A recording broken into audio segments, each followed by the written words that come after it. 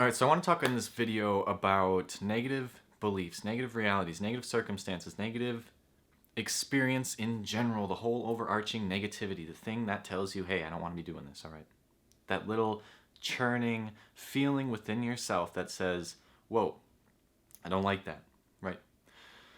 To start off, don't worry too much about that negative experience. Don't attach yourself to that negative experience and become it. You don't want to do that, okay?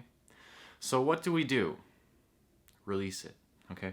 And now there's a way that I've learned to release negative realities, negative thoughts, negative anything that you don't want. And now it could be a very positive thought. For example, if you're trying to meditate but you're trying to clear your mind, a negative circumstance of clearing your mind is a thought. So the thought could be positive, but you don't want to have that thought, for then it's a negative thing, right? It's something that you don't want, it's something that you don't prefer. So instead of telling that thought, hey, get out of here, thought, right? Now, the thing that is probably providing that negative reality within your experience is the ego complex within our existence. It is the thing that is constantly wanting something more, it's something that says, I am not satisfied with the current situation, so go look somewhere else, okay? Now that can turn into a trap, right?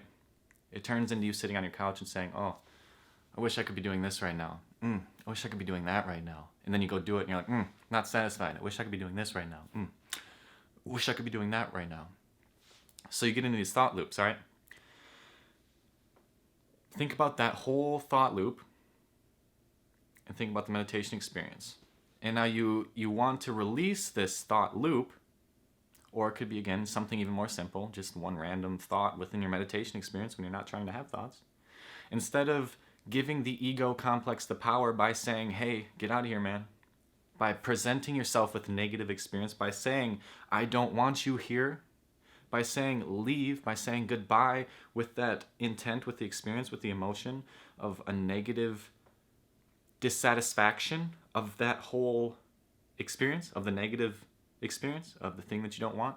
When you provide more of the negativity, it's just going to come right back into your experience, okay? It's not going to leave you. You're going to be doing patternized thinking, experiencing, cyclic over and over. So, in this meditation experience where I really was opened up to the idea of how to release negative experience, negative thoughts in a positive way, was to thank the negative experience, right? The ego complex is not meant to be dissolved. It's not meant to be dead, death, died. It's not meant to be an ego death, like a lot of psychedelics usually talk about. It's not meant to be gone forever, okay? I like the idea of making a deal with your egoic complex, right? So there's the higher mind. There's a job for the higher mind. There's an ego, experience reality. There's a job for fucking both sides. The duality that we like to currently see in this reality. So give yourself the freaking framework. Tell your egoic mind that this is what this is for. Tell your higher self that this is what this is for. But anyways, to get on to the point of the video. Okay, how to release negative thought in a positive way. Thank it.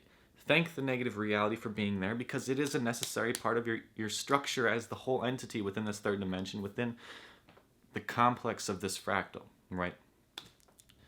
So don't say, I don't like you here, leave. Say, hey, I appreciate your experience. I appreciate you telling me that I don't like this. Thank you. And just breathe it out of your existence. Okay, so meditation. Now, this is obviously framed from my meditation experience in which I was breathing out things that I didn't want, just becoming mentally relaxed, and allowing my framework of the higher mind to take over instead of being consumed by my own thinking, right?